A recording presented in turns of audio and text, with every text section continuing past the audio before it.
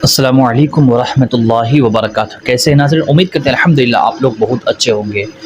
जो मुसलमान कौम रोडों में ये कहकर घूमते हैं कि मेरे पास कमाने के लिए कुछ रास्ता नहीं है, कोई ऐसे लोग मेरे साथ नहीं है जो मुझे खिला सके, उन लोगों को ये वीडियो ज़रूर देखना चाहिए।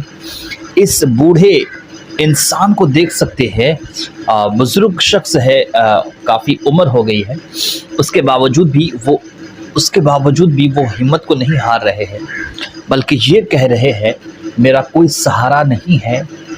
और फिर बेसहारा बनकर लोगों के सामने हाथ फैलाऊं, कटोरी फैलाऊं, मांगूं, ये मुझे अच्छा नहीं लगता है, ये दुरुस्त तरीक़ा नहीं है। यकीन इस बुज़ुर्ग की इस बात को मुझे काफ़ी पसंद आया कि हर आज़ा सलामत है तो आप किसी के सामने हाथ न फैलाओ, बल्कि एक छोटा मोटा कारोबार करके रोडों में निकल जाओ, रोडों में कारोबार करो। इंशाअल्लाह फ़तह और कामयाबी अल्लाह की तरफ से आती है, अल्लाह की तरफ से रिज़्क़ आता है। आप अल्लाह के ऊपर भरोसा करके आप छोटा मोटा कारोबार करें, इंशाअल्लाह दोनों जहान में आप कामयाब हो जाएंगे। ये चचा क्या कहना है, ये लोगों तक क्या मैसेज देना चाहते हैं, क्या कहना चाहते हैं, इनकी बातों को सुनें और वीडियो पसंद आए तो दोस्तों को ज़रूर शेयर कीजिएगा। मोहम्मद सफात 72 साल।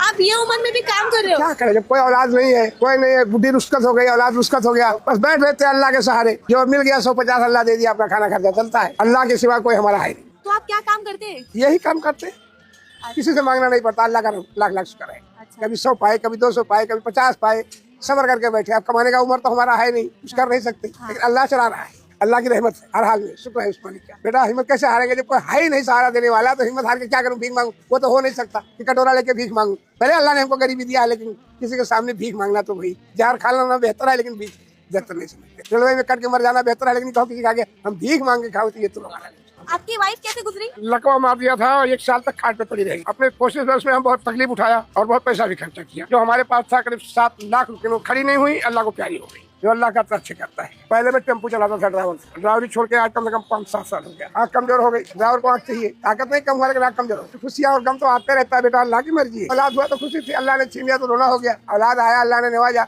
5-7 साल का लड़का हो गया और अल्लाह को प्यारा हो गया। हर हाल में अल्लाह का एहसान। मेहनत करो, पढ़ाई लिखाई करो। जो आजकल का माहौल ही खराब है तो क्या करेंगे? माँ बाप के तौर तरीके में चलता था। मुंबई में तो हम आए हैं 57-58 में आया। और हाल में रब का हमको अकीदा है, रब जिस हाल में हमें रखेगा रहना होगा।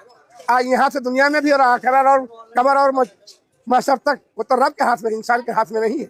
अपना अपना अमाल, अपना अपना तरीका, अपना अपना अमल जैसा जो करके जाएगा वहाँ